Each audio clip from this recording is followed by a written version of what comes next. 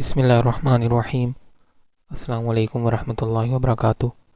I am Umar bin Abid and you are watching Umar Linguistics. So today we are going to study phonology and its concepts. So actually in this lecture we are going to study that what actually we study in phonology. Once again this lecture will also discuss some misconceptions which we have about phonology, and sometimes we consider that phonology is not a very vast subject as compared to phonetics, but in this lecture we'll come to know that phonology is a remarkable discipline of linguistics which study a lot about sounds and their patterns. So in this lecture I'll speak in Urdu, or you can say in Hindi, and if you want to watch the same lecture completely in English, so I have given the link in the description below. So let's start. सबसे पहले हम phonology की definition देख लेते हैं. मैंने phonology पर पहले भी वीडियोस बनाई हैं, इवन के फोनेटिक्स पर भी, जो कि मैं बता चुका हूँ जब जॉर्ज जूल की बुक को हमने देखा था उस लिहाज से, और मैं पहले बता चुका हूँ कि वो बेसिक लेक्चर्स हैं, वो बेसिक फोनेटिक्स और फोनोलॉजी से डील करते हैं.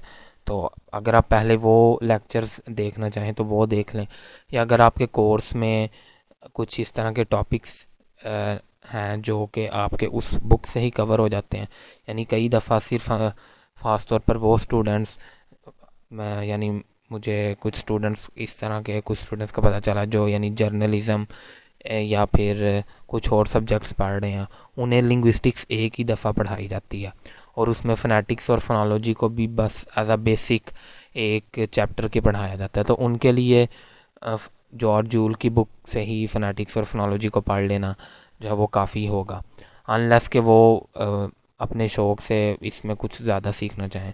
लेकिन वो स्टूडेंट जो कि फ़ोनेटिक्स और फोनोलॉजी को एज अ सेपरेट सब्जेक्ट पढ़ते हैं और उनका मेजर भी लिंग्विस्टिक्स होता है या लिटरेचर और लिंग्विस्टिक्स कम्बिनेशन होता है, तो उनको चाहिए कि वो फ़ोनेटिक्स और फोनोलॉजी को अच्छा पढ़ें. और उसकी वजह ये भी है कि अगर हम फ़ोनेटिक्स और फोनोलॉजी को थोड़ा सा अच्छा पढ़ें तो आगे फ्यूचर में इसके लिए बहुत अपॉर्चुनिटीज़ हैं. ठीक है, फॉरेन कंट्रीज़ में तो काफ़ी ज़्यादा है अगर आप थोड़ा सा एक्सप्लोर करेंगे. तो इसके लिए हमें फ़ोनेटिक्स और फोनोलॉजी का अगर ख़ास तौर पर हम अगर इसे एज अ करियर लेके चलना चाहते हैं, एज अ कैरियर, तो फिर हमें इसका थोड़ा सा डिटेल से पता होना चाहिए. और इसीलिए जो है वो मैं इस पे लेक्चर्स बना रहा हूँ, और ख़ुसूसी तौर पर a course in phonetics by Peter Ladefoged and Keith Johnson, इस बुक को मैं फॉलो कर रहा हूँ. ये इस बुक का 7th एडिशन है और ये one of the best book है फोनेटिक्स पर. ठीक है, फोनोलॉजी का भी इसमें हम डिस्कस करेंगे जैसे आज डिस्कस कर रहे हैं और कुछ आने वाले चैप्टर्स में भी. तो फोनोलॉजी एक लिंग्विस्टिक्स की ही ब्रांच है dealing with the relations among speech sounds in a particular language. अच्छा, ये जो डेफिनेशन है ना, ये असल में इस डेफिनेशन में ये जो ये वाला वर्ड है, इन particular languages and in languages generally and contrasting with phonetics. Phonetics में जब हम साउंड्स को स्टडी करते हैं, हमारा मकसद कोई भी पार्टिकुलर लैंग्वेज नहीं हो सकता. ऑल्दो हम बात करते हैं, जैसे हमने पहले काफ़ी लेक्चर्स में बात भी की, ठीक है, कि इंग्लिश की इस वैरायटी में इस तरह, इस वैरायटी में इस तरह, लेकिन असल में वो मेन जो इस तरह की चीज़ें हैं वो हम फोनोलॉजी में ही डील करते हैं. लेकिन आप क्योंकि ये दोनों सब्जेक्ट एक दूसरे से काफ़ी हद तक रिलेटेड हैं, लिहाजा कुछ कॉन्सेप्ट्स जो हैं वो दोनों में कभी कभार आ जाते हैं. लेकिन फोनोलॉजी की अगर हम बात करें तो फोनोलॉजी में हम रिलेशनशिप्स देखते हैं अमंग स्पीच साउंड्स इन पार्टिकुलर लैंग्वेजेस. यानी जब हम कहते हैं कि उर्दू की फोनोलॉजी, तो हम फिर देखेंगे कि उर्दू में साउंड्स को स्पीकर्स जो हैं वो किस तरह कंबाइन करते हैं. ठीक है, और किस सिचुएशन में, अभी हम आगे इस तरह की काफ़ी सिचुएशन पढ़ेंगे कि किस सिचुएशन में स्पीकर जो है वो उसी साउंड को एक सिचुएशन में किसी और तरह प्रोनाउंस कर रहे हैं, उसी साउंड को एक और सिचुएशन में किसी और तरह प्रोनाउंस कर रहे हैं. तो फोनोलॉजी में फिर हम इन तरह की चीज़ों से भी डील करेंगे। और अभी मैं आपको ये भी बताऊंगा कि ये जो कई लोग कोर्स करवाते हैं कि sound like a native speaker in 30 days, sound like a speaker native speaker in 100 days, तो हम देखेंगे कि sound like a native speaker कोई इतनी आसान चीज़ नहीं है कि आपको 30 डेज़ या 100 डेज़ में आ जाए। ठीक है, तो ये भी हम देखेंगे। तो फोनोलॉजी को फिर देखें, branch of linguistics dealing with relations among speech sounds. Speech sounds के दरमियान हम रिलेशनशिप देखते हैं इन particular languages and in languages generally. यानी हम किसी एक लैंग्वेज को फोनोलॉजी, एक लैंग्वेज की फोनोलॉजी को भी अलग से डिस्कस कर सकते हैं। और जैसे कि हम इस लेक्चर में भी ज़्यादा इंग्लिश फोनोलॉजी को डिस्कस करेंगे, ठीक है, और हम कुछ और लैंग्वेजेस को भी डिस्कस कर सकते हैं, तो उनको भी हम थोड़ा बहुत टच करेंगे और थ्रू आउट द बुक और लैंग्वेजेस को भी देखेंगे, लेकिन इस चैप्टर में थोड़ा इंग्लिश की ही हम बात करेंगे। एंड कंट्रास्टिंग विद फोनेटिक्स, क्योंकि फोनेटिक्स में आपको पता है हम पहले जो इस बुक का पहला या सेकंड लेक्चर मैंने बनाया था फर्स्ट चैप्टर का, जिसमें मैंने बताया था कि फोनेटिक्स में फिर हम 3 और ब्रांचेस देखते हैं, आर्टिकुलेटरी फोनेटिक्स, ऑडिटरी फोनेटिक्स और इसी तरह अकूस्टिक फोनेटिक्स। ठीक है, तो ये, लेकिन ये फोनोलॉजी के आमतौर पर ये फोनोलॉजी में अकूस्टिक्स वगैरह का कोई इतना रोल नहीं हम देखते। ठीक है, इवन के ऑडिटरी वगैरह का भी। तो फोनोलॉजी में यानी वो उस तरह साइंटिफिकली स्पीच को उस तरह नहीं देखा जाता जिस तरह फोनेटिक्स में देखा जाता है। ठीक है, तो ये कुछ डिफरेंसेस हैं जो हम जहन में रख सकते हैं। अभी कुछ और भी डिफरेंसेस देखेंगे और उधर ही मैं आपका जो है वो एक मिसकंसेप्शन दूर करूँगा। या फिर हम ये कह सकते हैं कि phonology is essentially the description of the systems and patterns of speech sounds in a language. वही डेफिनेशन है, ये मैंने जॉर्ज जूल की बुक से डेफिनेशन ली है, the study of language by George joule, और ये एक बुक है dictionary of phonetics and phonology. ठीक है, LR ट्रास्क, तो ये भी एक अच्छी बुक है, ये आपको डाउनलोड करके रखनी चाहिए। वो आप मेरी वीडियो देख सकते हैं, उसमें मैंने बताया कि बुक्स कैसे डाउनलोड कर सकते हैं। ठीक है, तो फोनोलॉजी जो है वो description of systems and patterns of speech sounds in language, वही बात इस डेफिनेशन में भी की गई है कि हम जो स्पीच साउंड्स के पैटर्न्स को देखेंगे और उनको डिस्क्राइब करेंगे कि एक लैंग्वेज में स्पीच साउंड किस तरह डिस्ट्रीब्यूट होते हैं और स्पीकर्स उन साउंड्स को किस किस इन्वायरमेंट में चेंज करते हैं, किस इन्वायरमेंट में उस साउंड के साथ क्या करते हैं और क्या होता है। ठीक है, अप्रॉक्सीमेट ट्रांसक्रिप्शन, पिछले लेक्चर्स में जहां हमने ये आप देख सकते हैं ये सारे कॉन्सोनेंट्स हैं, इस टेबल को हमने डिस्कस किया था, और ये सारे वावल्स हैं जो हमने अलग से 2 मैंने लेक्चर्स में बताया, transcription of consonant, transcription of vowels. और हमने बात की कि ये जो हम सारी ट्रांसक्रिप्शन कर रहे हैं ये अप्रॉक्सीमेटली ट्रू ट्रांसक्रिप्शन है। अप्रॉक्सीमेट का मतलब ये है कि हमने कहा था कि जो हम ये ट्रांसक्रिप्शन कर रहे हैं ये अप्रॉक्सीमेट है, ये एक्चुअल ट्रांसक्रिप्शन बिल्कुल नहीं है, क्योंकि अभी हम जैसे कुछ देखेंगे इस तरह के कॉन्सेप्ट्स कि स्पीकर्स जो हैं वो जब नेटिव स्पीकर जब प्रोड्यूस करते हैं साउंड्स, तो वो कुछ साउंड्स के साथ साउंड्स की डिस्ट्रीब्यूशन या साउंड्स कभी कभार वॉइस साउंड भी वॉइसलेस हो जाता है, कभी एक साउंड जो एस्पिरेटेड होता है वो अनएस्पिरेटेड हो जाता है। लिहाजा वो चीज़ें अभी तक हमने डिस्कस नहीं की थी।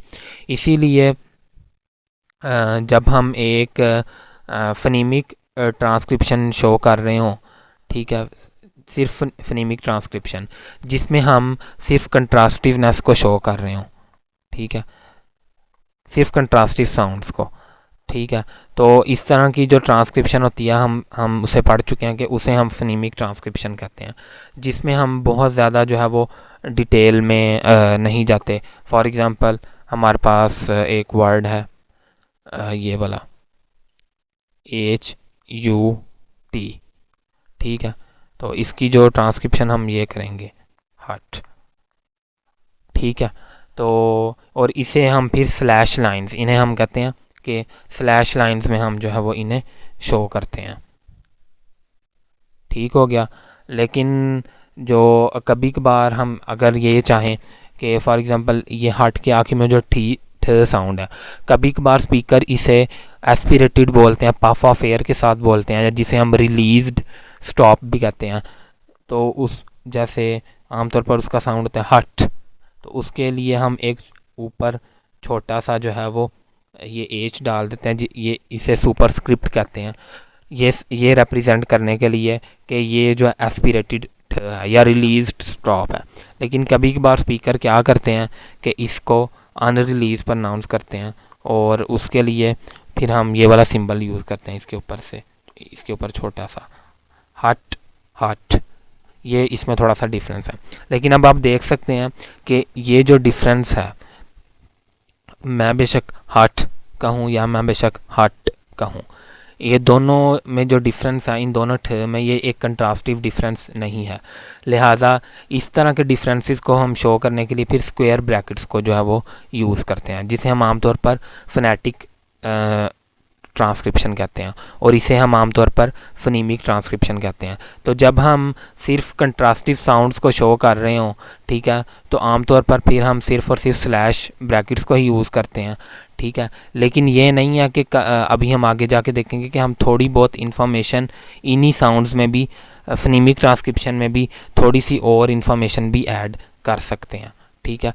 अब जो मिसकंसेप्शन आमतौर पर यही होता है कि जब हम स्पेशल मार्क्स लगाएंगे तो वही फोनेटिक ट्रांसक्रिप्शन होगी, जब हम ये स्पेशल मार्क्स नहीं लगाएंगे तो वो फनीमिक ट्रांसक्रिप्शन होगी। लेकिन फनीमिक ट्रांसक्रिप्शन और फोनेटिक ट्रांसक्रिप्शन में जो मेन डिफरेंस यही है कि फनीमिक ट्रांसक्रिप्शन में ये जो ट्रांसक्रिप्शन है वो हम स्लैश लाइन में शो करते हैं, और उसमें हम सिर्फ कंट्रास्टिव साउंड्स को शो करते हैं, ठीक है। अगर कंट्रास्टिव साउंड्स नहीं हैं तो उन्हें हम अलग से नहीं शो करते। अब कोई स्पीकर इसे हट प्रोनाउंस कर सकता है, कोई स्पीकर इसे हट प्रोनाउंस करता है, यानी ये रिलीज्ड स्टॉप है ये वाला, और ये अनरिलीज्ड स्टॉप है, ठीक है, जिसमें इतना नॉइज़ नहीं है आखिर पे।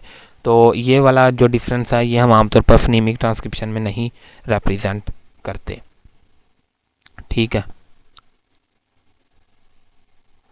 तो यही मैंने अभी बात की है, और जैसे मैं बता चुका हूँ कि उसके लिए हम स्लैश लाइंस यूज़ करते हैं, ठीक है, और जो कि फोनेटिक ट्रांसक्रिप्शन होती है उसके लिए हम स्क्वायर ब्रैकेट्स जो है वो यूज़ करते हैं। इधर एक ये भी बात है कि कई जो अभी हम डिफरेंस देख रहे हैं कि ये वाला जो ठ है ये आमतौर पर इसे हम कहते हैं कि ये रिलीज्ड स्टॉप है, और ये वाला जो ठ साउंड है इसे हम अनरिलीज्ड स्टॉप कहते हैं। ये डिफरेंस जो है वो इंग्लिश में तो हमें मिलते हैं, ठीक है, लेकिन कई लैंग्वेजेस हैं उनमें इस तरह के डिफरेंसेस हमें नहीं मिलते। यानी अब और ये जो दोनों हैं इन्हें हम एलोफोन्स कहेंगे। एलोफोन्स क्या होता है कि different realisation of a same phoneme, ठीक है। ठ एक फोनीम है ना, ठीक है, स भी एक फोनीम है। अब लेकिन जो ठ फोनीम है ये कुछ डिफरेंट इन्वायरमेंट्स में इसकी डिफरेंट प्रोनाउंसिएशन होती है, कभी ये रिलीज स्टॉप है तो कभी ये अनरिलीज स्टॉप है। अब जाहिर है ये कंट्रास्टिव तो है नहीं, ठीक है, बेशक हट कोई कहे बेशक कोई हट कहे, दोनों सूरतों में मीनिंग सेम रहेगा। अब क्योंकि लेकिन ये दोनों जो है ये मुख्तलिफ ये साउंड इनका डिफरेंट है, लेकिन इनके चेंज होने से मीनिंग नहीं चेंज हो सकता। इस इवन के जो ठीक है कुछ और वर्जन भी हैं, ये एक ये भी है, ये भी हम आमतौर पर एनास्पिरेटेड या हम डिस्कस करेंगे कुछ आने वाले लेक्चर्स में। तो ये सारे के सारे इन्हें हम एलोफोन कहते हैं कि different realisation of a single phoneme, ठीक है। कई इवन के फोनीम हैं उनके 2 से ज़्यादा भी एलोफोन मौजूद हैं, ठीक है। तो क्योंकि इनके चेंज होने से मीनिंग नहीं चेंज होता, लिहाजा इन्हें एलोफोन कहा जाता है। फ़ोन का मतलब साउंड और एलो का मतलब जो है वो सेम, के सेम फ़ोन। एलो का मतलब डिफरेंट और फ़ोन का मतलब साउंड, के डिफरेंट साउंड तो डिफरेंट है लेकिन फ़नीम नहीं है, क्योंकि फ़नीम जो है फ़नीम के अगर चेंज होने से मीनिंग चेंज हो जाता है। तो अगर इनके चेंज होने से मीनिंग चेंज हो जाता तो फिर ये दोनों फ़नीम होते, लेकिन क्योंकि इसके और इसके आने से मीनिंग चेंज नहीं होता लिहाजा ये एलोफोन है, ठीक है। तो अब मैं बात कर रहा था हर लैंग्वेज में इस तरह नहीं है। जैसे इन्होंने इधर बताया कि एक लैंग्वेज है कैंटोनीज़, ये चाइना में बोली जाती है, ठीक है, और एक लैंग्वेज है ये टसो, ठीक है। तो ये भी पता नहीं किस कंट्री में बोली जाती है, मेरे अब जहन में नहीं है, खैर आप देख सकते हैं गूगल पर। कैंटोनीज़ में ना आम तौर पर हर जो ठ साउंड है, ये ठ साउंड ऑलवेज जो है वो अनरिलीज्ड होता है, यानी ठ साउंड हमेशा ट ठ होता, एन एस्पिरेटेड साउंड होता ही नहीं है, सिर्फ यही होता है, यानी उधर ये इसका एलोफोन दूसरा नहीं है। जबकि ये जो लैंग्वेज है टसो, इसमें रिलीज्ड प्रनाउंस करना, ठ को रिलीज प्रनाउंस करना यानी एस्पिरेटेड प्रनाउंस करना, ये उधर एक इस लैंग्वेज में एक नॉर्म है। नॉर्म से मुराद ये है कि इस लैंग्वेज में स्टैंडर्ड यही समझा जाता है कि हमेशा जो ठ साउंड है ये रिलीज्ड ही हो। ठीक हो गया।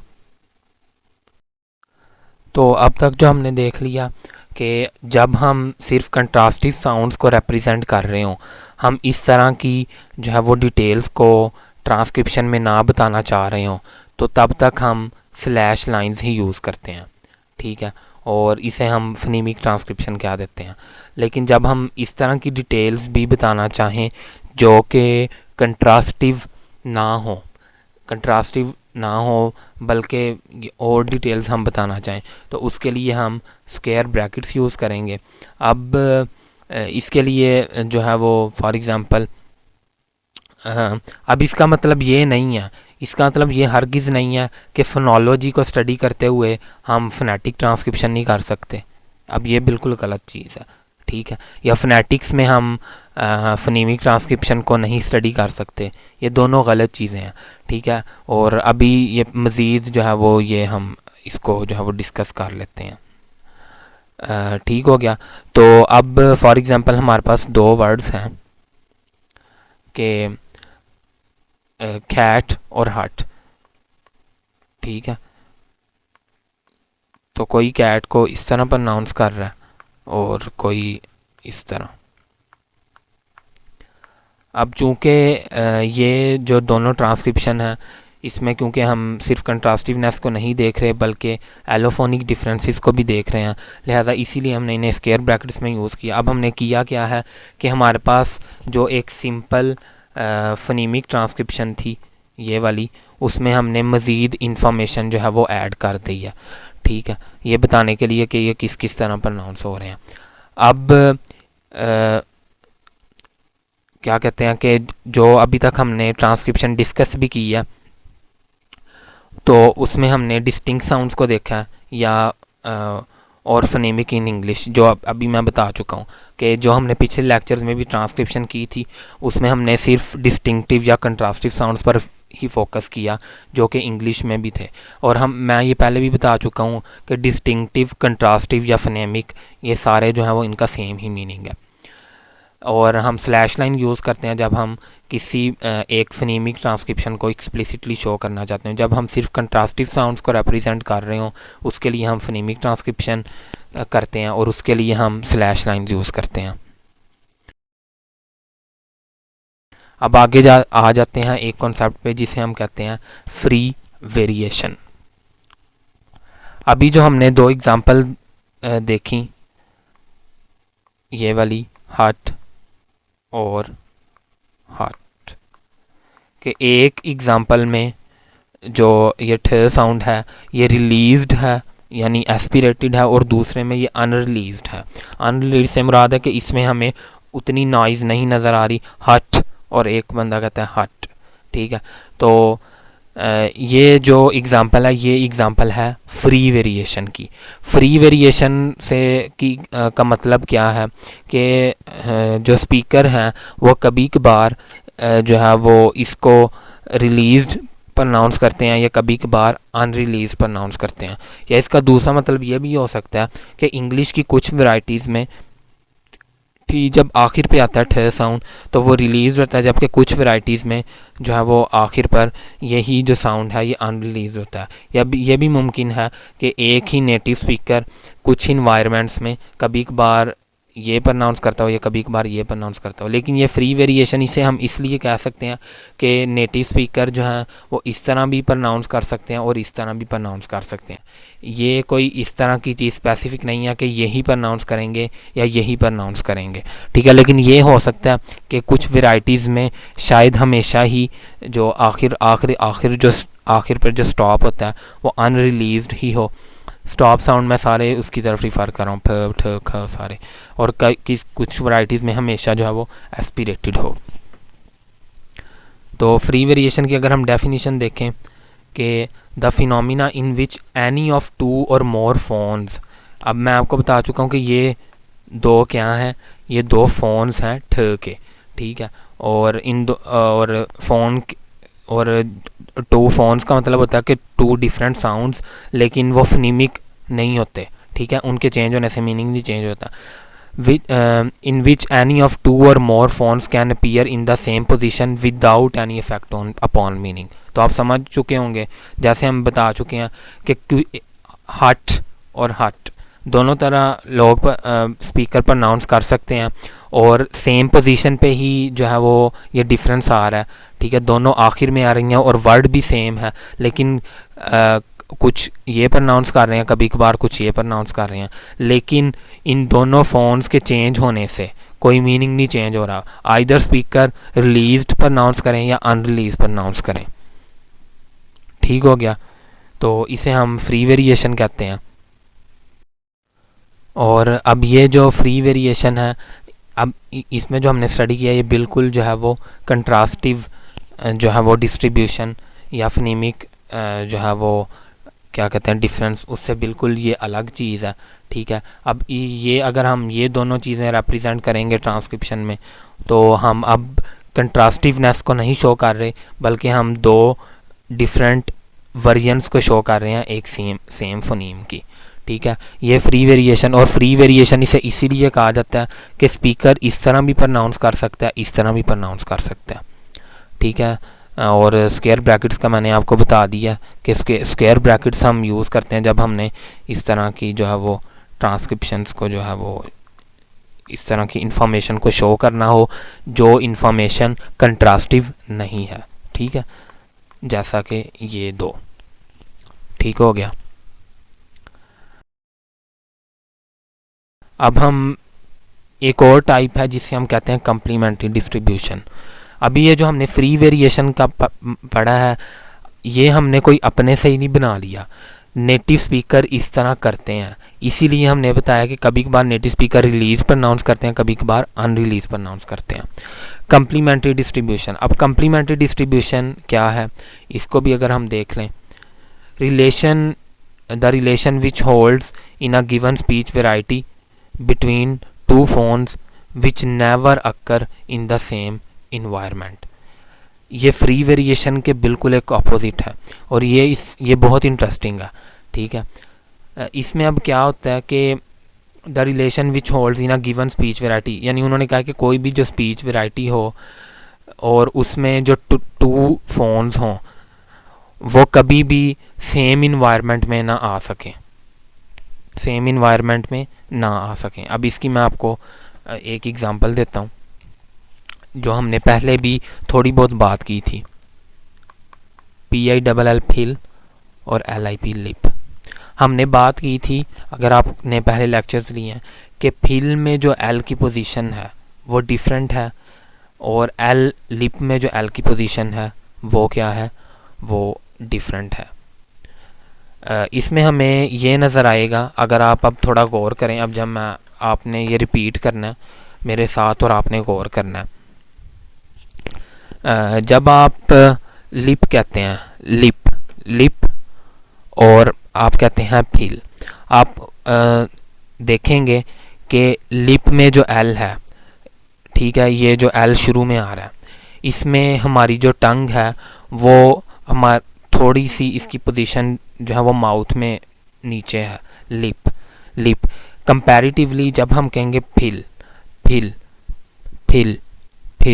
आप देखेंगे कि फिल में जब आप ल को प्रोनाउंस करते हैं आपकी टंग जो है वो थोड़ी सी ऊपर चले जाती है, ठीक है। अब आपने ये थोड़ी सी कोशिश करनी है, अगर आपकी नहीं भी जाती ना तो भी कोई मसला नहीं, लेकिन जाएगी ज़रूर, जाएगी ज़रूर, लेकिन पॉसिबल है कि कुछ की ना जाए, लेकिन जाएगी ज़रूर। अब आप गौर आपने देखना कि आपकी टंग कहाँ टच कर रही है लिप में, lip lip lip fill, lip fill. आप देखेंगे कि आप फिल को प्रोनाउंस करते हुए आपकी टंग थोड़ी पीछे भी जाएगी और थोड़ा सा ऊपर भी होगी जहाँ वो लिप की पोजीशन पे थी। इसीलिए अब ये जो डिफरेंस है ये भी एक एलोफोनिक डिफरेंस है। लेकिन ये कम्प्लीमेंट्री डिस्ट्रीब्यूशन क्या है? कम्प्लीमेंट्री डिस्ट्रीब्यूशन का मतलब है कि ये डिफरेंट हैं एक दूसरे से, ठीक है। ऑल्दो ल, ये दोनों में जो ल साउंड आ रहा है ये है तो सेम ही है, फनीम तो सेम है, ठीक है। लेकिन एट द सेम टाइम जब ये डिफरेंट इन्वायरमेंट्स में आ रहे हैं तो इनकी पोजीशन जो है वो डिफरेंट हो रही है। अब कम्प्लीमेंट्री डिस्ट्रीब्यूशन का मतलब यही है कि which never occur in the two phones which never occur in the same position. अब नेटिव स्पीकर या इवन के हम जितनी भी कोशिश कर लें हम कभी भी लिप में जो एल है इसको उस जगह से प्रनाउंस नहीं कर सकते जिस जगह पिल में एल प्रनाउंस होता है। जिस जगह से पिल में एल प्रनाउंस होता है उस जगह से हम लिप वाले एल को कभी भी उधर से प्रनाउंस नहीं कर सकते, और वाइस वर्सा भी। हम पिल में जो एल है उसकी पोजीशन थोड़ी पीछे चले जाती है और थोड़ा ऊपर टंग जाती है, इसीलिए उसे हम उसको रिप्रेजेंट करने के लिए ये एक निशान लगाते हैं। जो पिल में जो एल है ना उसको रिप्रेजेंट करने के लिए ये वाला निशान लगाते हैं, और लिप में जो है उसके लिए वही सिंपल रहने देते हैं ये वाला। और इसे हम कहते हैं व्हीलराइज्ड एल, व्हीलराइज्ड एल। उसकी वजह यह है कि आप गौर करेंगे कि टंग जब हमारी ऊपर जाती है वो व्हीलर की तरफ जाती है, सॉफ्ट पैलेट की तरफ जाती है। फिल में जब हम एल प्रनाउंस करते हैं ल, आपको पता है हमने पढ़ा था कि ल की तो वैसे पोजीशन एल्वियोलर है, लेकिन अब हम क्या पढ़ रहे हैं कि कुछ इन्वायरमेंट्स में एक जो साउंड होता है उसकी पोजीशन थोड़ी सी डिफरेंट भी हो जाती है। तो fill lip, fill lip, fill lip, fill lip, fill lip. बेशक आपकी टंग जो है वो टच इसमें भी एल्वियोलर रिज को ही करेगी आप देखेंगे, लेकिन टंग थोड़ी सी ऊपर ज़रूर जाएगी व्हीलर की तरफ। बॉडी ऑफ द टंग जो हमारी टंग का बाकी हिस्सा टिप के अलावा वो आपका नोटिस करेंगे कि वो व्हीलर की तरफ जाता हुआ नज़र आएगा, सॉफ्ट पैलेट की तरफ जाता हुआ नज़र आएगा। ये इसे हम कहते हैं कम्प्लीमेंट्री डिस्ट्रीब्यूशन। तो फिल में जब हम इसको ट्रांसक्राइब करेंगे फिल में तो हम इस तरह करेंगे, और ये भी जो एक साइन है जो हम छोटे से इस तरह ऊपर मार्क डालते हैं उन्हें हम डायाक्रिटिक कहते हैं, डायाक्रिटिक, ठीक है। और जब हम लिप में एल को प्रोनाउंस करेंगे, ठीक है, तो उसे हम सिंपली इस तरह रिप्रेजेंट कर देंगे, ठीक है। अब अगर हम इसकी फनीमिक ट्रांसक्रिप्शन करेंगे, अगर हम सिर्फ जो है वो क्या कहते हैं कि सिर्फ कंट्रास्टिव साउंड्स को शो करना चाहेंगे तो बेशक हम पिल को भी इस तरह करेंगे और लिप को भी इस तरह करेंगे। उसमें हम कोई जो है वो एल को डिफ्रेंशिएट नहीं कर रहे, क्योंकि ये जो डिफरेंस आ रहा है ये व्हीलराइज्ड एल है, ठीक है। तो और ये सिंपल एल है वही जो कि आमतौर पर थोड़ा सा नीचे होता है, ठीक है। और इनके भी हम स्पेसिफिक नेम्स पढ़ेंगे जो एल्वियोलर रिज पे ही टच करती है टंग। तो अब ये भी क्योंकि एक फनीमिक डिफरेंस नहीं है, इधर ये एल हो या ये एल हो, चेंज होने से पोजीशन नहीं चेंज होगी, ठीक है। लेकिन ये एक मज़ीद फनेटिक इन्फॉर्मेशन ज़रूर है जो कि हम ऐड कर रहे हैं, ठीक है। तो इसकी वजह से फिल और एल ये व्हीलराइज्ड एल है और ये सिंपल एल जो कि हम उधर से प्रोनाउंस करते हैं। तो ये भी एक फनेटिक डिफरेंस है, फनीमिक डिफरेंस नहीं है। इसकी मैं आपको एक और एग्जांपल भी दे देता हूँ, ठीक है, वो भी एक इंटरेस्टिंग एग्जांपल है। और अभी जो हमने अब एल की जो बात की है तो हम क्या कहेंगे कि when L comes at the beginning of a syllable, जैसे कि लिप में आता है, so the position of the tongue is lower in mouth, ठीक है। and when L comes at the end of a syllable, as in the case of pill, so the body of the tongue raised in the mouth to approximately to the position of soft palatal, ठीक है। और दूसरे अल्फाज में हम ये कहेंगे कि जो विलराइज्ड एल है ये वाला, it occurs in another environment while simple L occurs in another environment and both cannot occur in the same environment। यानी ये वाला L कभी भी हम शुरू में नहीं प्रोनाउंस कर सकते और ये वाला L जो है कभी भी हम आखिर में प्रोनाउंस नहीं कर सकते, ठीक हो गया। इसकी जो और एग्जांपल मैं आपको देना चाह रहा था, स्पीक, हमारे पास दो वर्ड हैं, एक मैं ये पहले सारा इरेज कर दूं। हमारे पास वर्ड है स्पीक और हमारे पास वर्ड है पीक। अब इधर हमारे पास फ जो है इसके दो एलोफोन है, ठीक है। जब हम पीक में नेटिव स्पीकर, ख़ास तौर पर हम नेटिव स्पीकर की बात करते हैं क्योंकि नेटिव स्पीकर की बेस पर ही लैंग्वेज को जो है वो डिस्क्राइब किया जाता है। जब नेटिव स्पीकर पीक बोलते हैं तो वो इसको एस्पिरेटेड करते हैं, जिसकी वजह से वंस अगेन हम इसके ऊपर छोटा सा जो है वो क्या डाल देते हैं, सुपरस्क्रिप्ट, ये जो एच डाल देते हैं। जबकि जो स्पीक है, स्पीक में आमतौर पर जो है वो ये जो फ साउंड है ये इतना एस्पिरेटेड नहीं होता एज़ कम्पेयर टू पीक में जो होता है। तो इसलिए पीक और स्पीक, ठीक है।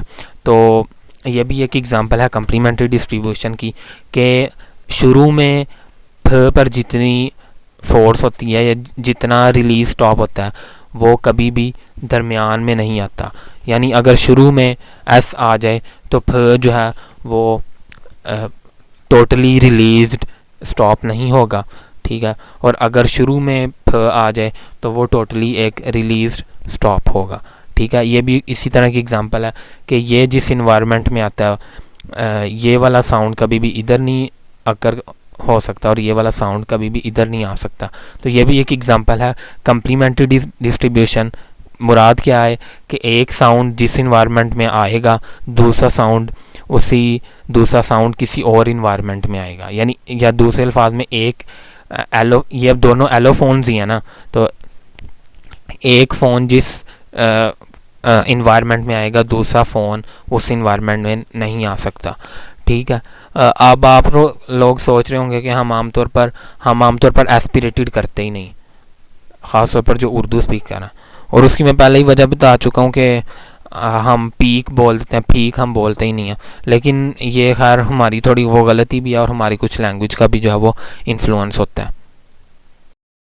और दूसरी बात यह है कि ये इतना सा जो डिफरेंस होता है ना, ये नेटिव स्पीकर भी रियलाइज़ नहीं कर पाते कि ये कोई डिफरेंस है, ठीक है।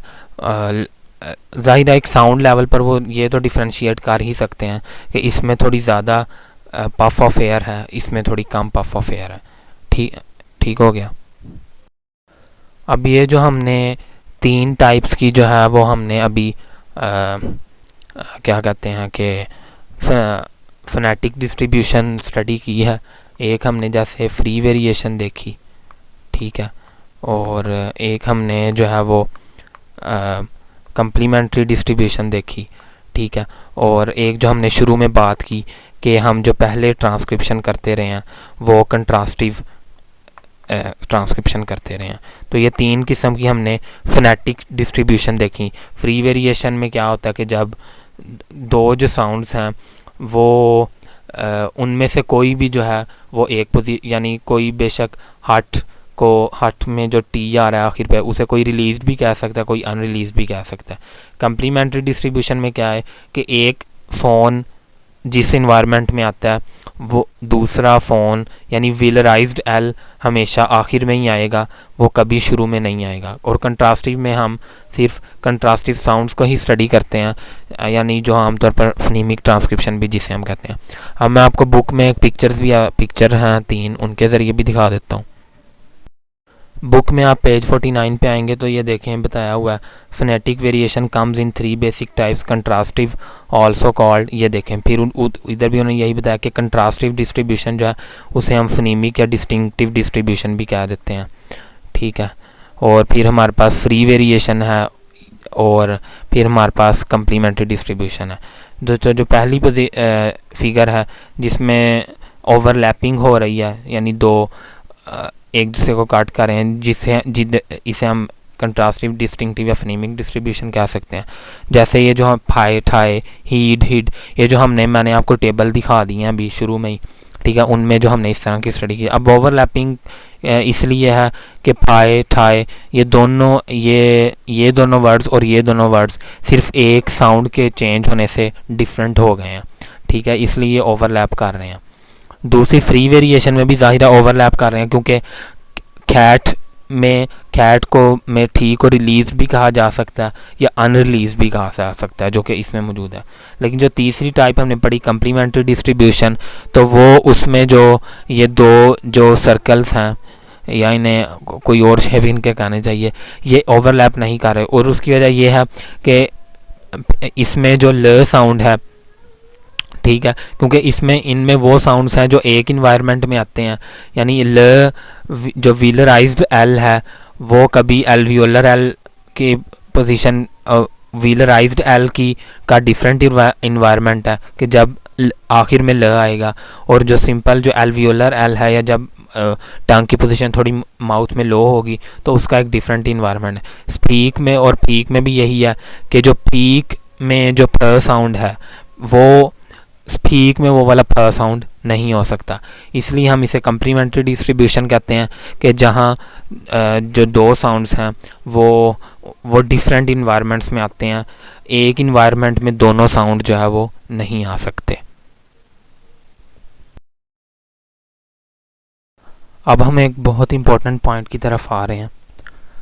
अभी तक हमने जितने भी डिफरेंसेस अभी फोनेटिक वेरिएशंस हमने देखी हैं, तो पहली तो यह कि जितनी भी फोनेटिक वेरिएशंस थी ये सारी की सारी साइटेशन स्टाइल ऑफ स्पीच में आती हैं and not as a result of sloppy speech.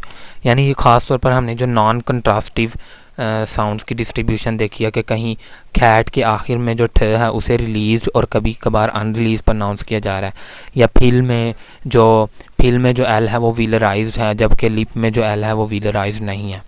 असल में ये जितनी भी फोनेटिक वेरिएशंस हैं ये कोई इस तरह की नहीं है कि फॉर एग्ज़ाम्पल कोई जल्दी में बोल रहा हो तो उससे साउंड्स की पोजीशन ख़राब हो गई हो या आगे पीछे हो गए हों, या कोई जो है उसे जो है वो असल में वो प्रोनाउंसिएशन सीख रहा है या उसे एक लैंग्वेज सही तरह प्रोनाउंस नहीं करनी आती या उससे वो साउंड सही तरह प्रोनाउंस नहीं होते, इस वजह से इस तरह के हादसा हो जाते हैं। इस तरह की चीज़ नहीं है। ये जितनी भी हमने अभी डिस्ट्रीब्यूशंस देखी हैं कि खैट के आखिर में ठीक कभी कभार रिलीज कभी कभार अनरिलीज होता है, फिल में एल की पोजीशन थोड़ी डिफरेंट है, वो व्हीलराइज्ड एल है, लिप में कोई और पोजीशन है, ये सारी की सारी जो फोनेटिक वेरिएशन हैं ये साइटेशन स्टाइल ऑफ स्पीच में होती हैं। साइटेशन स्टाइल ऑफ स्पीच या साइटेशन स्टाइल ऑफ ट्रांसक्रिप्शन, जो कि हमने इस चैप्टर के पहले लेक्चर में भी बात की थी, वो वाला स्टाइल होता है कि जब हम किसी को बताना चाहते हो कि अगर आपने अमेरिकन इंग्लिश में प्रोनाउंस करना है तो ये आपको इस तरह प्रोनाउंस करना होगा और ये उसकी ट्रांसक्रिप्शन है। तो ये भी जो हमने अभी डिस्ट्रीब्यूशंस पढ़ी हैं कि ये वही चीज़ें हैं कि जो भी कोई नेटिव स्पीकर होता है तो उसे ये नॉन कंट्रास्टिव डिस्ट्रीब्यूशन और कम्प्लीमेंट्री डिस्ट्रीब्यूशन उसकी एक लैंग्वेज का पार्ट होते हैं। यानी नेटिव स्पीकर ऑटोमेटिकली भी अनकॉन्शियसली भी और उसे खुद से ही पता होता है कि स्पीक में जो फ पे इतनी पावर नहीं देनी और फीक में जो फ पे ज़्यादा पावर देनी है, पिल में एल को किस तरह प्रोनाउंस करना है, लिप में एल को किस तरह प्रोनाउंस करना है, ये नेटिव स्पीकर के माइंड का एक अनकॉन्शियस पार्ट भी बन जाते हैं और फिर नेटिव स्पीकर को ऑलरेडी पता होता है और नेटिव स्पीकर फिर उस तरह ही प्रोनाउंस करता है। तो लिहाजा ये कोई ऐसी हमने चीज़ नहीं अभी डिस्कस की कि जो किसी गलती का नतीजा हो, यानी जो किसी गलत स्पीच का नतीजा हो, बल्कि ये वही चीज़ें हैं जो नेटिव स्पीकर करते हैं, नेचुरल उनकी स्पीच में ये चीज़ें होती हैं। तो यही वो बात है कि अगर आपने नेटिव स्पीकर की तरह बोलना चाहते हैं तो आपको ये सारी चीज़ें पता होनी चाहिए। आपको पता होना चाहिए आपको जिस वैरायटी में आप जिस तरह आप कोई सेकंड लैंग्वेज सीखते हैं तो इसका मतलब है कि आपको उस लैंग्वेज की फोनोलॉजी का पता होना चाहिए। यानी आपको पता होना चाहिए कि उस लैंग्वेज में ये ना, आप सिर्फ ये नहीं, आपको पता होना चाहिए कि साउंड किस तरह प्रोनाउंस करना है। यानी फ तो मैं भी प्रोनाउंस कर सकते हैं, हम सब को पता कि फ एक साउंड है, बल्कि हमें ये भी पता होना चाहिए कि वो फ साउंड डिस्ट्रीब्यूट किस तरह होता है लैंग्वेज में। डिस्ट्रीब्यूट अभी हम पढ़ चुके हैं, हमें ये पता होता है कि हमने जो स्पीक में जो है फ पे उतनी पावर नहीं देनी और पीक में फ पे ज़्यादा पावर देनी है। हमें सिर्फ एक फ साउंड का पता होता है और हम हर जगह ही फी बेशक आखिर में आ रहा हो, शुरू में आ रहा हो, दरमियान में आ रहा हो, हमारी इक्वल ही पावर होती है।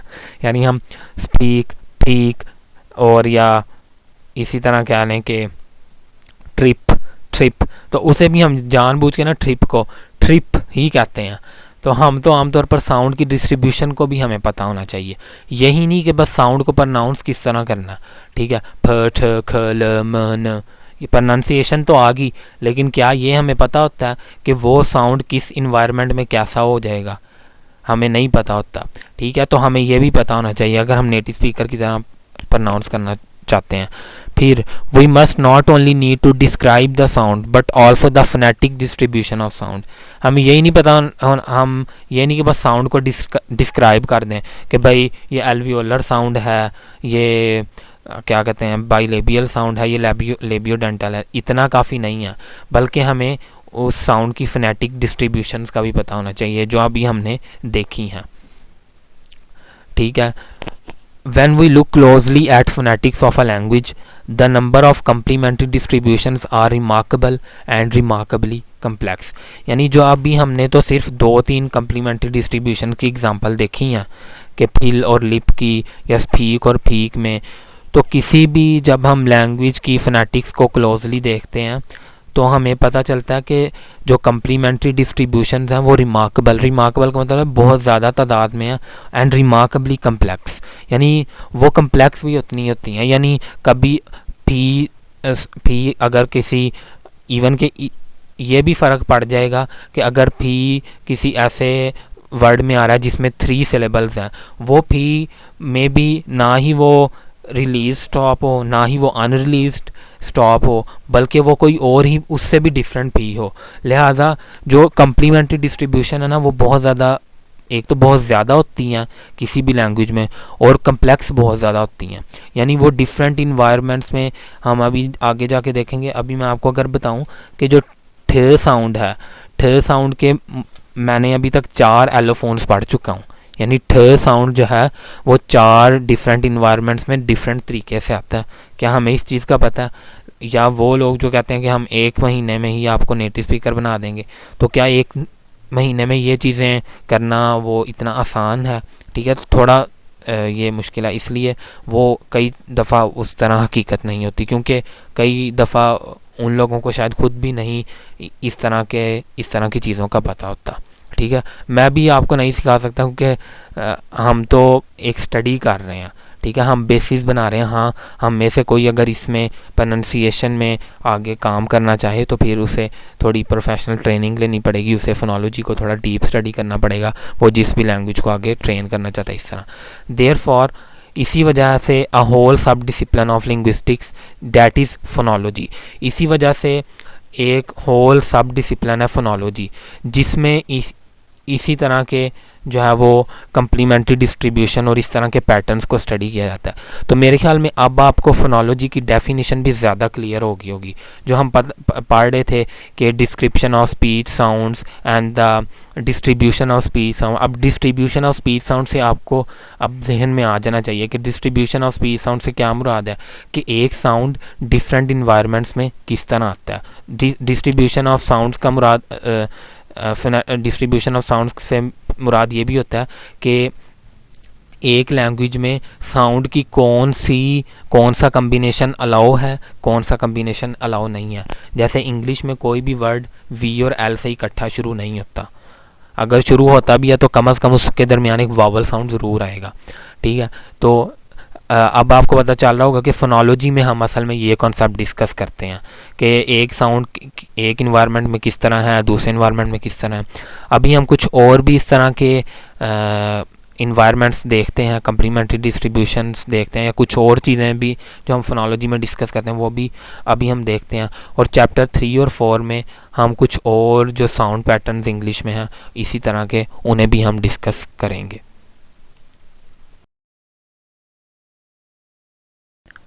तो एक और चीज़ जो हम फोनोलॉजी में डिस्कस करते हैं कि voicing, when voice sounds become voiceless. ठीक है, ये भी एक चीज़ होती है। ठीक है, और वंस अगेन ये वो चीज़ है कि क्या ये चीज़ इतनी आसान है कि how to sound like a native speaker. आपको पता है कि आर और एल जो ये दो साउंड हैं इन्हें हम कहते हैं कि ये दोनों साउंड जो हैं वो वॉइस्ड अप्रॉक्सीमेंट हैं। ठीक है, ये वॉइस साउंड हैं और इनका मैनर ऑफ आर्टिकुलेशन अप्रॉक्सीमेंट्स हम कहते हैं। लेकिन कुछ इन्वायरमेंट्स होते हैं कि जिनमें ये ल और र दोनों साउंड जो हैं वो वॉइसलेस बन जाते हैं। ठीक है, फॉर एग्ज़ाम्पल फ्लाई और ट्राई। ठीक है, अब क्या होता है कि प्रीसीडिंग जो स्टॉप साउंड आ रहा है उसके इन्फ्लुएंस की वजह से जो ल साउंड है वो वॉइसलेस हो जाता है, जो र साउंड है वो भी वॉइसलेस हो जाता है। इसी तरह की एक तो ये चीज़ है। फिर अगर हम कुछ वावल्स को भी इसी तरह अगर देखें तो हाँ जी, जो मैं कह रहा हूँ कि अगर वावल्स को भी देखें, मैं भी इसकी तरफ दोबारा आता हूँ कि फॉर एग्ज़ाम्पल वावल्स को अगर हम देखें, अब ये जो वर्ड है, सॉरी, हमारे पास हीड। ठीक है, इसमें भी हमारे पास ई साउंड है। इसी तरह हमारे पास जो है वो हील में भी ये ई साउंड मौजूद है, और इसी तरह हमारे पास जो है हीट में भी ये साउंड मौजूद है। तो अब ये भी जब हम इसे डिटेल से देखते हैं, ठीक है, चूँकि जो हीट में जो ई साउंड है ये हील और हीट से थोड़ा सा डिफरेंट है, और ये लॉन्गर भी इन दोनों से ज़्यादा है। अब ये भी एक ऐसी चीज़ है कि जो आम परसेप्शन में हम नहीं स्टडी करते या हमें नहीं पता चलती, लेकिन जब हम फोनेटिक डिस्ट्रीब्यूशन को देखते हैं और मज़ीद कुछ इंस्ट्रूमेंट्स भी यूज़ करते हैं और वावल की लेंथ्स को स्टडी करते हैं, ख़ासतौर पर नेटिव स्पीकर्स को स्टडी करते हैं, तो हमें पता चलता है कि जो हीट है that is longer than heel and heat. और मे बी ये भी पॉसिबल है कि हीट की जो टंग की पोजीशन है, आपको पता है ई वैसे तो बैक वावल है ना, बैक फ्रंट वावल, सॉरी ई है तो बैक वावल है, और लेकिन यह है कि क्या कहते हैं कि मे बी टंग की पोजीशन शायद हील में और हीट में जब नेटिव स्पीकर बोलते हैं तो थोड़ी सी डिफरेंट हो जाती हो। तो इसमें जो हम और चीज़ें डिस्कस करने जा रहे हैं वॉइस साउंड्स बिकम वॉइसलेस में, इस तरह की ही कुछ और डिस्ट्रीब्यूशंस। तो अमेरिकन इंग्लिश में जो ये ठ साउंड है ये कई दफ़ा जो है ये वॉइस साउंड बन जाता है। फॉर एग्ज़ाम्पल अगर हम बात करें कि जैसे है वर्ड कैटी, ठीक है, और इस तरह के वर्ड्स में, और इवन के अमेरिकन इंग्लिश में अक्सर वर्ड्स अक्सर जो वर्ड्स जिनमें वावल के फ़ौरन बाद ठ साउंड आए, ठ साउंड आमतौर पर वॉइसलेस है लेकिन ये वॉइस बन जाता है, जैसे पीढ़ी। ठीक है, और आप उन्हें थोड़ा सुनेंगे भी, वो ठी और डी के दरमियान एक साउंड बोलते हैं, फिड़ी। ठीक है, या सीढ़ी। ठीक है, और इस तरह के कुछ और एग्जांपल्स भी। और अब यह है कि जब हमने इन्हें या फिर प्लाई और ट्राई में हमने बात की कि ल और र जो है वो वॉइसलेस हो जाते हैं, फिर उसके लिए हम एक और डायक्रिटिक मार्श शो करते हैं कि इस तरह। ठीक है, प्लाई और ट्राई, ये छोटा सा हम नीचे जो है वो डाल देते हैं मार्क, जो कि वॉइसलेसनेस को शो कर रहा होता है। ठीक हो गया। और अब हम एक और देखते हैं कि when a stop become a dental stop, कि जो स्टॉप साउंड है वो कभी कभार डेंटल स्टॉप बन जाते हैं कुछ इन्वायरमेंट्स में। फॉर एग्ज़ाम्पल अगर ठ जो है वो कभी भी किसी डेंटल जो है वो फ्रिकेटिव साउंड से पहले आए तो ये जो है वो क्या बन जाता है, ठीक है, ये बन जाता है डेंटल स्टॉप। जैसे कि इसकी मैं आपको एग्जांपल देता हूँ कि जब भी जो ठ है किसी वेन एवर ठ occurs before a dental fricative so it become a dental stop. जैसे हमारे पास ये एग्जांपल है WIDTH, ठीक है। तो ये तो खैर डी की एग्जांपल है, ठीक है। डी भी क्योंकि एक स्टॉप है तो डी भी इसी तरह हो जाता है, ठीक है। और इसी तरह जो और स्टॉप हैं जैसे टेंस, तो न स्टॉप है ये भी इसी तरह हो जाता है। और इसको शो करने के लिए फिर आमतौर पर हम इस तरह का मार्क लगाते हैं उस साउंड के नीचे। फॉर एग्जांपल अगर मैं विड्स का करूँगा तो मैं इस तरह करूँगा विड्स विड्स सॉरी, इसके लिए हम यूज़ करेंगे ये वाला साउंड, हाँ विड्स। और इसके नीचे हम थोड़ा सा ये डेंटल मार्क डाल देंगे। टेंस की बात करेंगे, ठीक है। तो इसमें भी जैसे कि हमें पता है कि ये और नीचे से थोड़ा डेंटल मार्क और ये टेंस। और इसी तरह हमारे पास एक एग्जांपल है EIGHTH, ठीक है। एक मैं ये रेस कर दूँ सब, ठीक है। तो आपने अगर कोई पिक्चर लेनी है तो आप उधर वीडियो रोक के बेशक वो स्क्रीनशॉट ले लें, तो या वो बुक से तो आपको पता चल ही जाएगा। एड्स, तो एड्स में अगर हम देखेंगे क्या होगा कि एड्स और हम इसको इसके नीचे जो है वो एक डायक्रिटिक वो वाला शो कर देंगे, ठीक है। इवन के जो एल है ल जो कि एक अप्रॉक्सीमेंट है वो भी इसी तरह जो है वो डेंटल पोजीशन पे आ जाता है। वेल्स भी आप कहेंगे तो ऑटोमेटिकली एल उसी पोजीशन पे आ जाएगा। तो हम क्या करेंगे वेल्स, ठीक है। अब ये भी एक चीज़ है जो इस तरह के भी कॉन्सेप्ट हैं। अब ये हम क्या कर रहे हैं, असल में हम फोनोलॉजी की डेफिनेशन को एक्सप्लोर कर रहे हैं। फोनोलॉजी में जो साउंड की डिस्ट्रीब्यूशन किस तरह होती हैं, अब हम देख रहे हैं कभी प्रीसीडिंग फॉलोइंग साउंड के इन्फ्लुएंस से प्रीसीडिंग साउंड चेंज हो रहा है, ठीक है। इसी तरह और भी काफ़ी कॉन्सेप्ट्स जो हम पढ़ेंगे आगे भी। अच्छा, एक सॉरी, मैं इसे वो क्या कहता हूँ कि इसे इस तरह तो नहीं करना चाहिए था, वो ये बस थोड़ा सा वो कन्फ्यूजन हो जाती है इस तरह, ठीक है।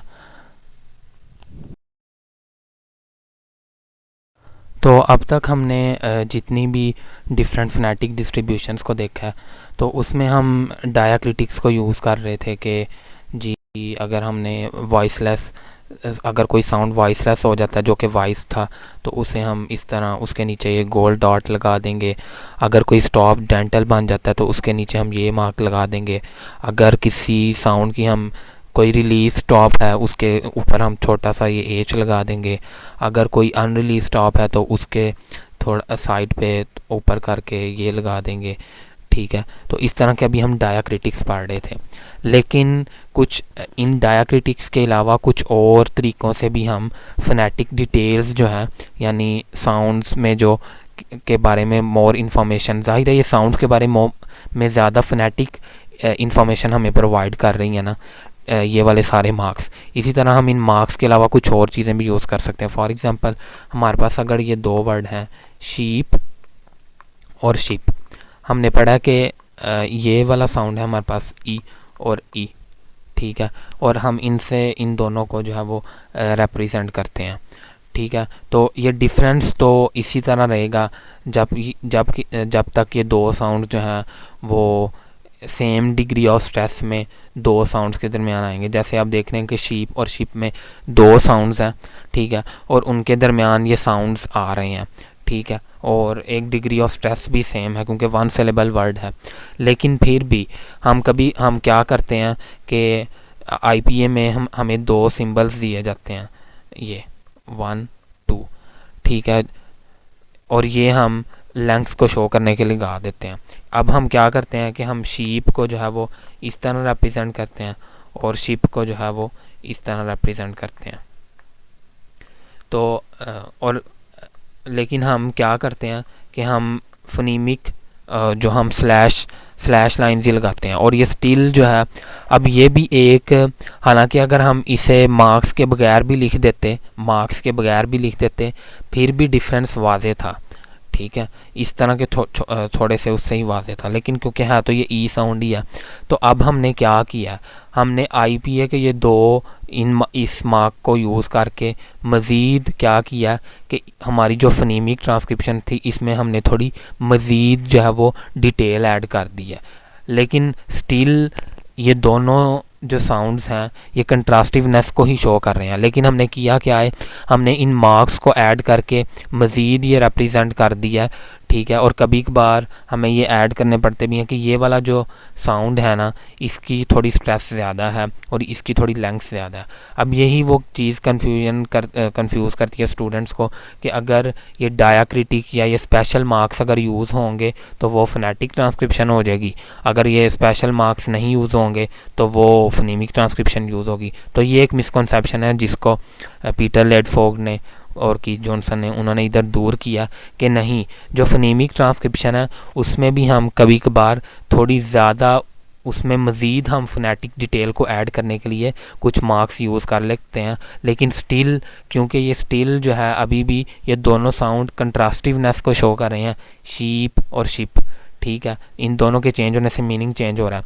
लेकिन अब एक्यूरेसी हमने थोड़ी बढ़ा दी ये दोनों डॉट्स लगा के, तो लिहाजा हम फनीमिक ट्रांसक्रिप्शन में भी थोड़ी डिटेल ऐड कर सकते हैं। और इसका एक तो ये तरीका है, एक और तरीका भी है, वो भी देख लेते हैं। और इसी से रिलेटेड एक और जो मिसकंसेप्शन है वो यही होता है कि मेरे भी पहले यही जहन में था एक मिसकंसेप्शन कि जब भी हमने एलोफोन्स को शो करना है ना, तो हमें कोई ना कोई डायाक्रिटिक लगाना पड़ेगा, ठीक है। जाहिर है जो अभी हम पढ़ भी चुके हैं। लेकिन अगर हमने सिंपल जो है वो फनीमिक ट्रांसक्रिप्शन को शो करना है ना, तो वो सिंपल जो फोनेटिक अल्फ़ाबेट हैं उन्हें ही यूज़ करेंगे। तो ये भी एक मिसकंसेप्शन है। उसका भी अभी हम देख लेते हैं कि ये जो एक वर्ड है लेटर, अमेरिकन इंग्लिश में इसे ठ प्रनाउंस नहीं किया जाता। अमेरिकन इंग्लिश में इसकी प्रोनाउंसिएशन करीब डी की तरह, लेकिन एक बहुत स्मॉल डी, ठीक है। मैं तो नहीं प्रोनाउंस कर सकता वो लेटर, अगर हम नेटिव स्पीकर्स को सुनेंगे तो उस तरह पता चलेगा, ठीक है। तो अब वो आम तौर पर ना उसके लिए एक अलग से सिंबल बनाया गया, ठीक है, IPA में मौजूद है, जो इसको रिप्रेजेंट करने के लिए शो करता है। अब ये भी एक ठ का जो है वो क्या हम कह सकते हैं कि एक एलोफोन है। लेकिन अब उसके लिए, यानी बात करने का मकसद ये है, उसके लिए अब कोई डायाक्रिटिक नहीं है IPA में, बल्कि IPA में उसके लिए एक अलग से सिंबल मौजूद है। और वो जो सिंबल है वो कुछ इस तरह लिखा जाता है, एक मिनट। और ये जो एलोफोन कंसीडर किया जाता है ठ और ड साउंड का, क्योंकि ये आमतौर पर जो इसमें जो कॉन्सोनेंट होता है इसे एक मीडियल कॉन्सोनेंट कहते हैं, जो ठ और ड के दरमियान का उसका साउंड होता है। उसके लिए इस तरह का साउंड यूज़ किया जाता है और इसे कहते हैं टैप, ठीक है। और ये आर साउंड जो है वो उससे मिलता जुलता है। अब ये भी एक क्या है, ये एलोफोन है, लेकिन अब इसके लिए IPA में इसको रिप्रेजेंट करने के लिए कोई डायाक्रिटिक नहीं यूज़ हुआ, बल्कि इसको ये अलग से यूज़ होगा। यानी अगर हम इसे करेंगे लेड अमेरिकन इंग्लिश में, तो अब ये अलग से सिंबल भी, यानी IPA में अलग से सिंबल भी यूज़ हो सकता है किसी भी एलोफोन को शो करने के लिए। और कभी कभार डायाक्रिटिक्स भी शो हो सकते हैं, और कभी कभार हम थोड़ी सी ज़्यादा फोनेटिक डिटेल ऐड करने के लिए कुछ और सिंबल्स भी अदर दैन फोनेटिक अल्फ़ाबेट वो फनीमिक ट्रांसक्रिप्शन में भी यूज़ कर सकते हैं। तो ये थे कुछ मिसकंसेप्शंस, ठीक है, जो इसके बारे में हमें चाहिए था कि हम वो दूर कर लें। अच्छा, अब हम बात कर लेते हैं ब्रॉड और नैरो ट्रांसक्रिप्शन पे। तो जो ब्रॉड ट्रांसक्रिप्शन है कि जिसमें हम पॉसिबल सेट ऑफ सिंबल्स को यूज़ करके जब हम ट्रांसक्रिप्शन करते हैं वो ब्रॉड ट्रांसक्रिप्शन है। और जब नैरो ट्रांसक्रिप्शन में हम ये करते हैं कि जब हम ज़्यादा फोनेटिक डिटेल ऐड करना चाहें और या तो मोर स्पेसिफिक सिंबल्स को यूज़ करके, जैसे कि ये है, ठीक है, या ये है, और या फिर हम एलोफोनिक डिफरेंसेस को शो करके भी फोनेटिक डिटेल जो है वो ज़्यादा ऐड कर सकते हैं। तो फॉर एग्ज़ाम्पल हम कहेंगे कि प्लीज़ और ट्रिप, ठीक है। प्लीज़ और ट्रिप की ये जो है ये हमारे पास ब्रॉड ट्रांसक्रिप्शन है, लेकिन अगर हम आगे ये डॉट भी याद कर देंगे प्लीज़ और ट्रिप, तो अब ये जो ट्रांसक्रिप्शन है ये स्टिल फनीमिक ट्रांसक्रिप्शन ही है, लेकिन ये अब नैरो ट्रांसक्रिप्शन हो गया इस सिंबल को ऐड करने की वजह से, क्योंकि हमने एक मज़ीद फ़ोनेटिक डिटेल जो है वो ऐड कर दिया। लेकिन ये फिर भी एक क्या कंसीडर होगी, ये फिर भी एक फनीमिक ट्रांसक्रिप्शन ही यूज़ होगी एज़ लॉन्ग एज़ हम ये ई को एज अ कंट्रास्टिव साउंड ही रिप्रेजेंट कर रहे हो। अगर हम इधर ई को as a contrastive sound represent नहीं कर रहे, हम ये समझ रहे हैं कि ये वाला ई और ये वाला ई जो है वो सेम ही साउंड है, फॉर एग्ज़ाम्पल ये प्लीज़ प्लीज़ और मैं कह दूँ प्लीज़ और इसी तरह इस तरह कोई भी एक वर्ड हो, फॉर एग्ज़ाम्पल क्लीन। अब मैं क्लीन को इस तरह कर दूं और मैं ये कहूं कि जी क्लीन और प्लीज़ में जो ई साउंड है ये थोड़ा सा डिफरेंट है। अब क्योंकि ये कोई ये जो अब डिफरेंस है ये इन दोनों में जो ई में डिफरेंस है ये कोई कंट्रास्टिव डिफरेंस नहीं है, लिहाजा फिर ये यही वाला जो ई है ये फिर उसमें आ जाएगा, फिर ये एक फोनेटिक ट्रांसक्रिप्शन होगी, फिर ये एक फोनीमिक ट्रांसक्रिप्शन जो है वो नहीं रहेगी। ठीक हो गया। तो लेकिन जब हमने अगर ये एज अ कंट्रास्टिव साउंड इसे यूज़ कर रहे हैं तो ये फिर तब तक फोनीमिक ट्रांसक्रिप्शन ही होगी। लेकिन हाँ, हमने इस फोनीमिक ट्रांसक्रिप्शन को भी थोड़ा नैरो ट्रांसक्रिप्शन में ले आए हैं क्योंकि हमने कुछ स्पेसिफिक सिंबल्स यूज़ कर लिए हैं। ठीक हो गया। और बाकी तो आपको पता ही है कि और नैरो ट्रांसक्रिप्शन की हम एग्जांपल देख चुके हैं कि वो कोई डायक्रिटिक ऐड करना या कोई स्पेशल सिंबल ऐड करना, तो वो तो हम देख ही चुके हैं। ठीक है, तो ये कुछ डिफरेंस है ब्रॉड और नैरो ट्रांसक्रिप्शन में। तो आमतौर पर पहले ये भी कुछ लोगों का कॉन्सेप्ट होता है, ये भी एक मिसकॉन्सेप्शन है कि नैरो ट्रांसक्रिप्शन वही होगी कि नैरो ट्रांसक्रिप्शन फोनेटिक ट्रांसक्रिप्शन ही होगी, और शायद मैंने भी कभी गलती से यही कहा होगा कि जो फोनेटिक ट्रांसक्रिप्शन है वो नैरो होती है और जो फोनीमिक ट्रांसक्रिप्शन है वो ब्रॉड है। लेकिन नहीं, हम देख चुके हैं कि जो क्या कह सकते हैं कि जो फोनीमिक ट्रांसक्रिप्शन अभी भी ये फोनीमिक ट्रांसक्रिप्शन ही है, लेकिन ये नैरो ट्रांसक्रिप्शन भी है क्योंकि हमने इसमें थोड़ी ज़्यादा डिटेल ऐड कर दी है कुछ स्पेसिफिक सिंबल्स को यूज़ करके। तो हम ये कह सकते हैं कि ये वो नैरो ट्रांसक्रिप्शन है जिसमें हम कुछ स्पेसिफिक सिंबल्स यूज़ कर रहे हैं, जबकि हम अगर कहें कि एक जो नैरो एलोफोनिक ट्रांसक्रिप्शन कौन सी होगी जिसमें हम फिर ये कहेंगे कि प्लीज़ में जो एल है वो पिछले स्टॉप की वजह से क्या हो गया है, वॉइसलेस हो गया, तो प्लीज़ की ये ट्रांसक्रिप्शन है। और ट्रिप में भी जो आर है वो वॉइसलेस हो गया, तो ट्रिप की ये जो है वो नैरो एलोफोनिक ट्रांसक्रिप्शन है। अब आगे हम बात करते हैं कि जो भी कोई भी ट्रांसक्रिप्शन होती है उसके दो एस्पेक्ट्स होते हैं। ठीक है, ये थोड़ा हमने गौर से देखना है, गौर से सुनना है, इंशाल्लाह आपको समझ आ जाएगी कि every transcription should be considered as having two aspects, one of which is often not explicit. यानी ट्रांसक्रिप्शन जो भी है ना उसके दो एस्पेक्ट हो सकते हैं, होते हैं बल्कि, और उसमें से एक एक्सप्लिसिट नहीं होता। एक्सप्लिसिट का मतलब वाज़ेह नहीं होता, क्लियर नहीं होता। ठीक है, अब फॉर एग्ज़ाम्पल अब एक जो एस्पेक्ट है वो ये है, there is the phonetic text itself at least implicitly. यानी हमारे पास फोनेटिक टेक्स्ट है जिसमें हमारे पास फोनेटिक अल्फ़ाबेट है। ठीक है, और दूसरे हैं हमारे पास कुछ कन्वेंशंस हैं जो जिसके ज़रिए हम उन अल्फ़ाबेट्स को इंटरप्रेट करते हैं। यानी हम ने बात की कि आ जो है वो किस साउंड को रिप्रेजेंट करता है, बा किस साउंड को, ठ किस साउंड को, स किस साउंड को। ठीक है, अब हमारे पास जो कन्वेंशंस हैं, सेट ऑफ कन्वेंशंस हैं टेक्स्ट को इंटरप्रेट करने के लिए, वो भी दो हैं। एक तो वो एक कन्वेंशन तो हम ये बना लेते हैं कि हमने जैसे बात की थी जब हमने ट्रांसक्रिप्शन ऑफ कॉन्सोनेंट की कॉन्सोनेंट और वावल चार्ट्स की बात की थी, कि हम एक तो ये कन्वेंशन हम बना लेते हैं कि जो भी साउंड है ना वो अपने अंदर वो उसमें जो भी आर्टिकुलेशन इन्वॉल्व हैं वो उसको रिप्रेजेंट करता है। यानी हम कहते हैं कि बी रिप्रेजेंट करता है वाइस्ड बाइलेबियल स्टॉप को।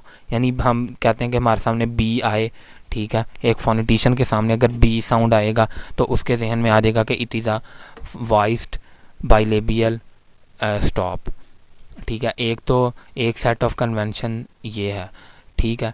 दूसरी जो सेट ऑफ कन्वेंशन है, ठीक है, उसमें हमने बात की थी कि वावल्स जो हैं वो आमतौर पर वावल्स अपनी तमाम आर्टिकुलेशन जो उनमें इन्वॉल्व होती हैं उनको वावल्स जो है वो उस साउंड से वावल को रिप्रेजेंट नहीं कर सके, क्योंकि वावल्स काफ़ी ज़्यादा डिफरेंट भी हैं एक वैरायटी से दूसरी वैरायटी में, और फिर उनकी हमें फ़िक्स पोजीशन का भी नहीं पता और हमें कुछ चीज़ें भी नहीं पता तो पता चलती कि भाई कौन सा जो है वो वावल किस वैरायटी में लॉन्गर है शॉर्टर है। तो खैर अब वावल को इस तरह की कन्फ्यूजन को दूर करने के लिए हम फिर एक और कन्वेंशन बनाते हैं, और वो क्या है, अब वो ये है कि अब कुछ जो है वो इम्प्लिसिट जो है वो ट्रांस स्टेटमेंट्स हैं जैसे ई और ई, ठीक है।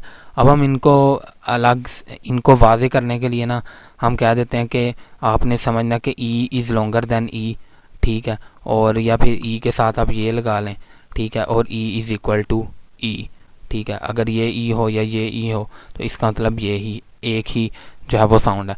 मतलब ये है कि हम जाहिर है कोई भी जब सब्जेक्ट पढ़ते हैं उसमें हम कुछ सिंबल्स बनाते हैं और उनके लिए फिर हम कुछ कन्वेंशन यूज़ कर लेते हैं उनको यूज़ करने के लिए, उनको इंटरप्रेट करने के लिए।